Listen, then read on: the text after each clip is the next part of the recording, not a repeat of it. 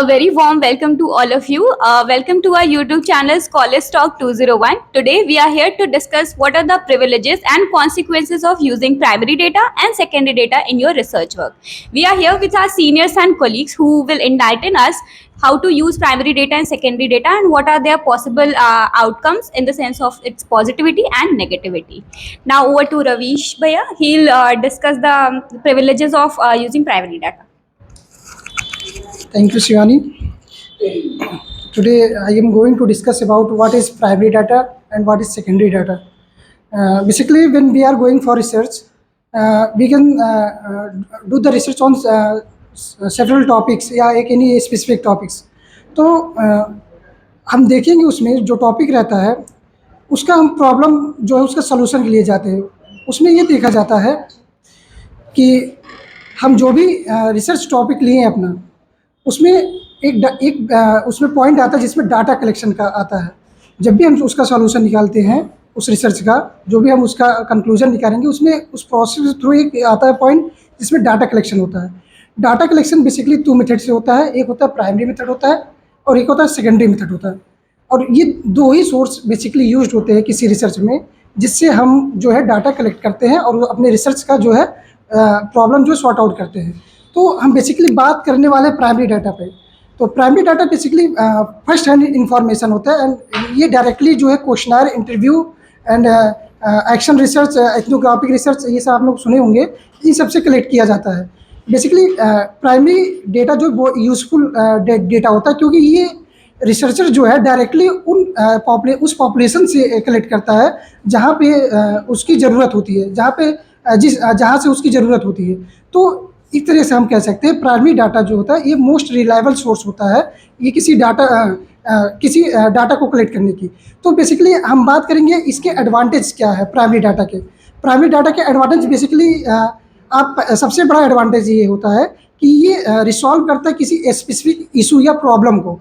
Specific issue या problem means जो भी रिसर्चर अपना टॉपिक लिया रहता है, जो भी उसका रिसर्च टॉपिक रहता है वो बेसिकली किसी प्रॉब्लम को सॉर्ट आउट करने के लिए रहता है. कह सकते हैं कि किसी प्रकार का रिसर्च रहता है तो उसमें डाटा कलेक्शन यूज़ होता है.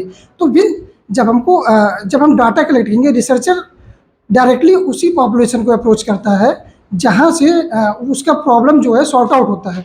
मीन्स हम कह सकते हैं जैसे हम किसी यूनिवर्सिटीज़ पे रिसर्च कर रहे हैं जहाँ से हमको सोर्सेज चाहिए कि हम डाटा का सोर्सेज चाहिए हमको रिसर्चर हैं.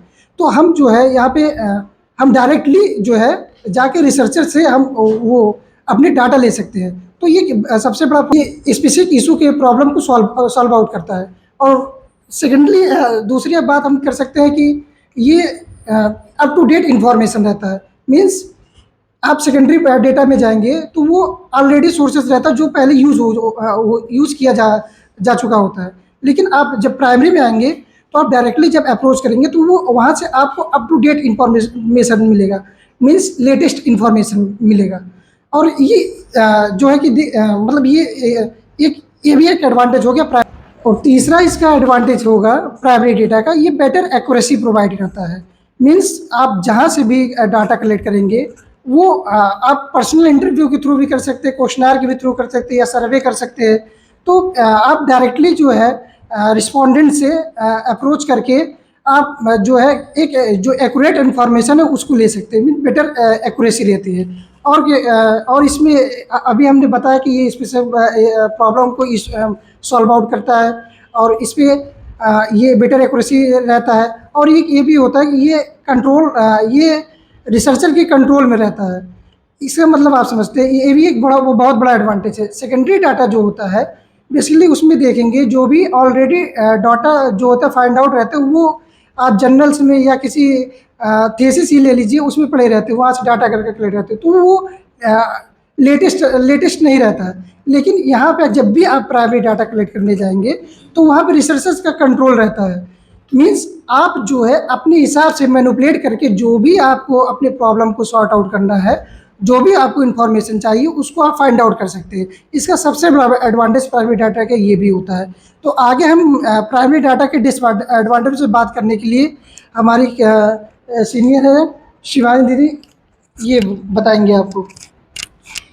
जब हम प्राइमरी डेटा के डिसएडवांटेजेस के बारे में बात करेंगे तो सबसे पहला और इसका सबसे मेन डिसएडवांटेज जो हो जाता है वो है एक्सपेंसिवनेस। ये सबसे एक्सपेंसिव वो पड़ जाता है कंपैरेटिवली सेकेंडरी डाटा के, क्योंकि सेकेंडरी डाटा जहां ऑन द वन हैंड आप घर पे बैठे वो चीज़ एक्सेस कर सकते हैं, प्राइमरी डाटा के लिए आपको वो चीज़ विजिट करनी पड़ती है personally for the collection of data. तो उस वे में आप अपना टाइम एफर्ट सब दे रहे हैं, तो उस सेंस में ये एक्सपेंसिव पड़ जाता है। दूसरा इसका सबसे मेन डिसएडवांटेज हो सकता है लैक ऑफ एक्सपीरियंस। हाँ, ये कह सकते हैं कि अगर आपको फील्ड में उतर के चीज़ें डाटा कलेक्ट करनी है, क्वालिटेटिव डाटा स्पेशली, तो उसके लिए आपको थोड़ा बहुत एक्सपीरियंस होना चाहिए। और अगर आप एक रिसर्चर हैं और एक स्टूडेंट हैं तो वहाँ पे ये चीज़ आप में कमी आ जाती है कि आपके पास उस चीज़ का एक्सपीरियंस प्रायर नहीं है कि आपको डेटा कैसे कलेक्ट करना है और क्या क्या चीज़ों पे मेन फोकस करना है। तीसरी सबसे मेन चीज़ इसी से जुड़ के आ जाती है, टाइम कंज्यूमिंग होता है। नो डाउट आप अगर जा रहे हैं, फील्ड स्टडी कर रहे हैं, डेटा पर्सनली कलेक्ट कर रहे हैं या तो आप पर्सनल इंटरव्यूज़ के थ्रू, स्ट्रक्चर्ड क्वेश्चनर्स के थ्रू चीज़ें कलेक्ट कर रहे हैं, तो आपको उसके लिए टाइम देना ही पड़ेगा कंपैरेटिवली अगर आप सेकेंडरी डेटा के देखें तो। और भी इसके कई डिसएडवांटेजेस हो जाते हैं प्राइमरी डेटा के, जैसे कि आपको इसमें प्रायर नॉलेज तो होनी ही चाहिए, टाइम कंज्यूमिंग, एफर्ट्स वगैरह सब कुछ इसमें चाहिए। तो अगर आप इसको सेकेंडरी डेटा से कंपेयर करके देखें तो हाँ, ये थोड़ा सा टेक्निकल हो जाता है और ये हर वे में थोड़ा डिफ़िकल्ट हो जाता है, बट एट द एंड ये देखते हैं कि अगर इसका रिजल्ट देखते हैं कंपैरेटिवली सेकेंडरी डाटा के तो बहुत ही ऑथेंटिक होता है।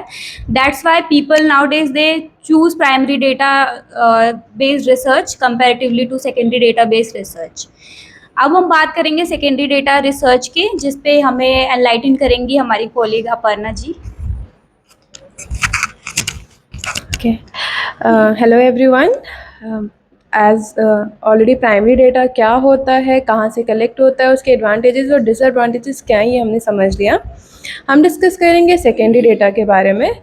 तो बेसिकली सेकेंडरी डेटा वो सारे डेटा हैं जो प्राइमरी यूज़र्स के अलावा जितने यूज़र्स होते हैं वो कलेक्ट करते हैं। ये डेटाज़ आपको अलग अलग सेंसस से मिलेंगे, गवर्नमेंट वेबसाइट से मिल सकता है, ऑर्गेनाइजेशनल्स जो होते हैं अलग अलग टाइप्स के, डिफरेंट टाइप्स ऑफ ऑर्गेनाइजेशंस, वो भी अपना एक रिकॉर्ड कीपिंग करते हैं जिसके रिकॉर्ड से भी हम अपने डेटाज़ को कलेक्ट कर सकते हैं। Then these are the datas जो हम ओरिजिनली पहले से रिसर्चर्स ने अलग अलग फील्ड में ऑलरेडी कलेक्ट करके रखा है, वो सारे इंफॉर्मेशंस और डेटाज़ को भी हम यूटिलाइज़ करते हैं वाइल स्टडिंग सेकेंडरी डेटा।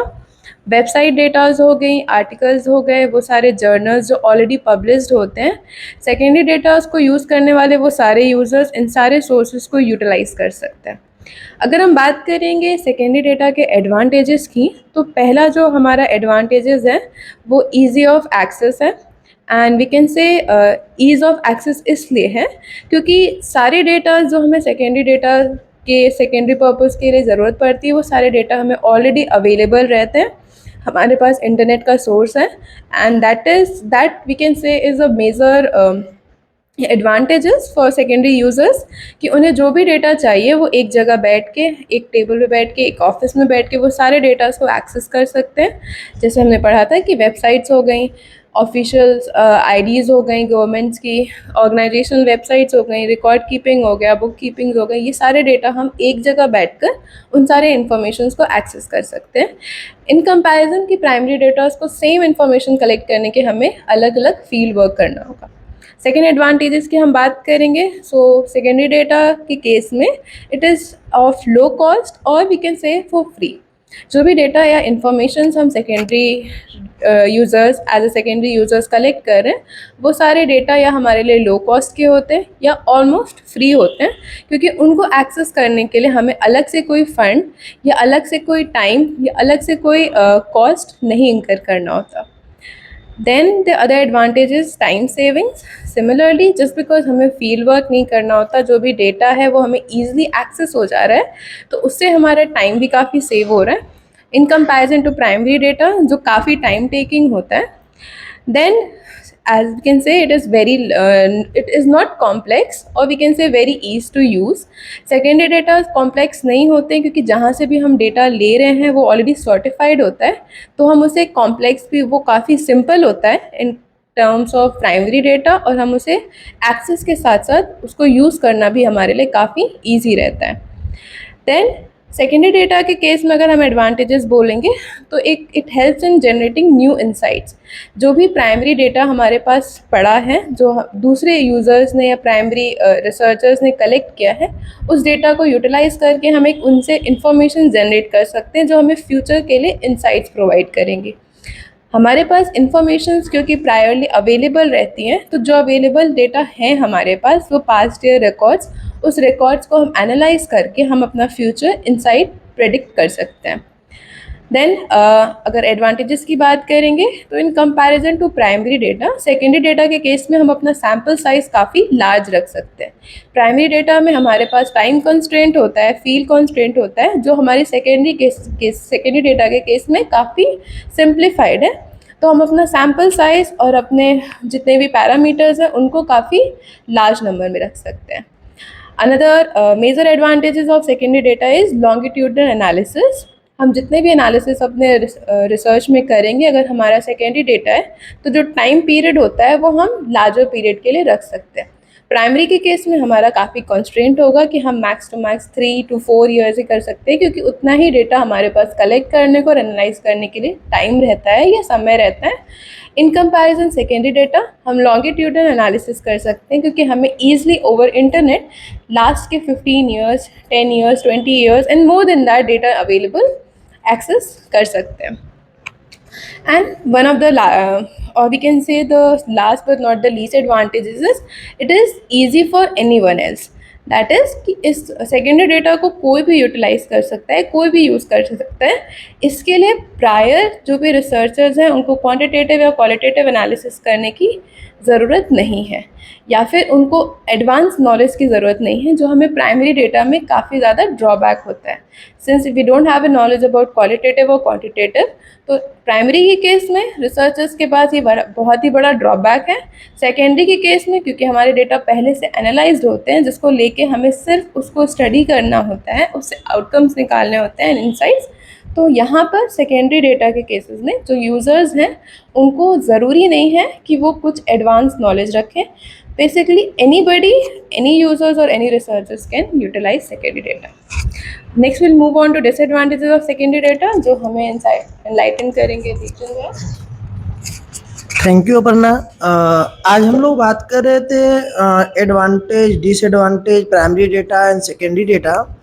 तो अभी लगभग प्राइमरी डेटा के सभी एस्पेक्ट और सेकेंडरी डेटा के भी एस्पेक्ट को आप लोगों ने सुना, अभी डिस्कस हो रहा था, और उसी कंटिन्यूटी में हमें मिला है डिसएडवांटेज के बारे में बताने के लिए। तो सबसे पहले आपको पता है कि प्राइमरी डेटा जो है वो कलेक्ट किया जाता है, जबकि सेकेंडरी डेटा को यूज किया जाता है, because it is a existing and the publish information use by the researchers. मतलब जो भी हमारे डेटा है या इंफॉर्मेशन है वो ऑलरेडी पब्लिश्ड है, और वहाँ से हम जो है कि रिसर्चर जो है ले करके अपने रिसर्च में यूज करते हैं। तो बात आ रही है डिसएडवांटेज की, तो सबसे पहला पॉइंट हम कवर करेंगे आउटडेटेड। कई बार ऐसा होता है कि जो भी रिसर्चर्स होते हैं उनके अपने रिसर्च को कंप्लीट करने के लिए एटलीस्ट 3 to 5 ईयर्स लगते हैं। कई बार होता ये है कि हमारा जो सेकेंडरी इंफॉर्मेशन है वो आउटडेटेड हो जाता है। और नेक्स्ट पॉइंट है एक्सेसिबिलिटी। कई बार ये होता है कि जो सेकेंडरी डेटा होता है हमें जहाँ से एक्सेस करना होता है, तो कई बार बड़ी बड़ी कंपनियाँ या भी जो भी सेंट्रल ऑर्गेनाइजेशन है वो इंफॉर्मेशन को लॉक करके रखती हैं जो है, तो वहाँ एक्सेस करने में हमें या रिसर्चर को जो है कि प्रॉब्लम आती है जो है। और कई बार होता ये है कि हमें जैसे 10 ईयर 20 ईयर्स जो है कि इंफॉर्मेशन चाहिए, तो कंपनी के पास वो 1 ईयर 2 ईयर का प्रोवाइड कर देते हैं, बाकी वो नहीं प्रोवाइड कर पाते, तो वहाँ पे रिसर्चर को प्रॉब्लम आती है जो है एक्सेस करने में जो है। नेक्स्ट है जो है कि not suitable every research. Secondary data के जो भी इंफॉर्मेशन होते हैं वो सभी प्रकार के सेकेंडरी रिसर्च में जो है कि सूटेबल नहीं होते हैं। कई बार ये होता है कि हमें जो इन्फॉर्मेशन चाहिए उससे रिलेटेड इन्फॉर्मेशन ही नहीं मिल पाती है जो है, तो वहाँ पे भी दिक्कत आती है। साथ ही साथ इसकी जो क्वालिटी होती है वो डिपेंड करता है कि जो भी पर्सन उसे फर्स्ट